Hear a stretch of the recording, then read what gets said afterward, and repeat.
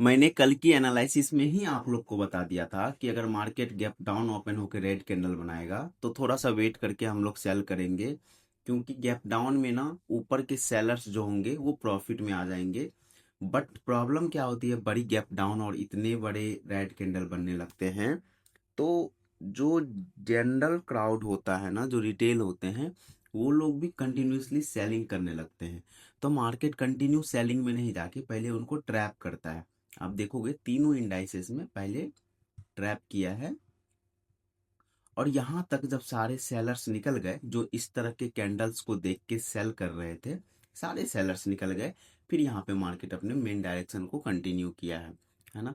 अब देखो, पता तो है सेल करना है, बट कहाँ करना है ये कैसे पता चलेगा, ये मैं भी आप लोग को बताता हूँ।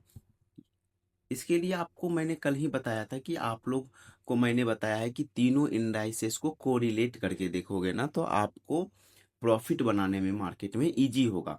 तो सबसे पहले देखो, प्रीवियस डे का लो को ब्रेक करती है मार्केट, है ना। तीनों इंडाइसेस में देखते हैं, देखो समझ में आ जाएगा कि हम लोगों का क्या लॉजिक था ट्रेड बनाने से पहले।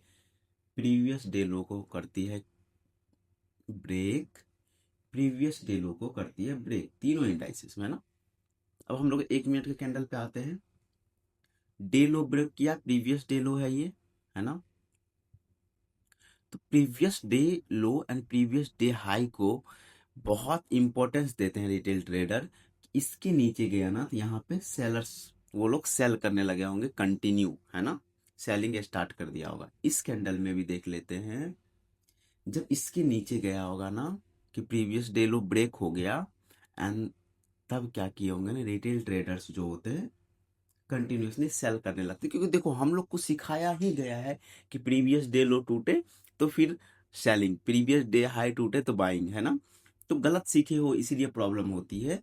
तो जब डे लो टूटा ना तो हम लोग को वेट करना था, क्यों, क्योंकि हमें पता था कि इस तरह के सेलिंग्स को देख के, इस तरह से गैप डाउन को देख के ऑलरेडी सेंटिमेंट नेगेटिव है। इस तरह के रेड कैंडल देख के ऑलरेडी सेलर्स को लगेगा कि मार्केट में पैनिक है ना।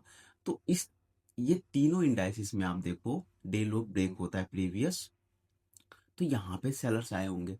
अब जब सेलर्स आ गए तो सेलर्स को पहले मार्केट निकालेगा, है ना।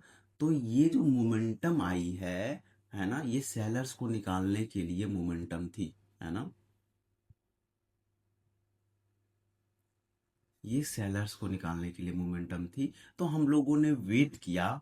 उसके बाद मेरी एंट्री जो बनी है, मेरी एंट्री इस कैंडल पे बनी है। मैं लॉजिक भी बताऊंगा, इस कैंडल के लो पे बनी है। वो क्यों, एक बार आप देख लो। 939 का कैंडल है ना, देखो 939 पे क्या हुआ, यहाँ पे जो सेल कर रहे होंगे ना सबको मार्केट निकाला, 939 स्पाइक मिला, है ना। ये देखो सारे सेलर्स को निकाला।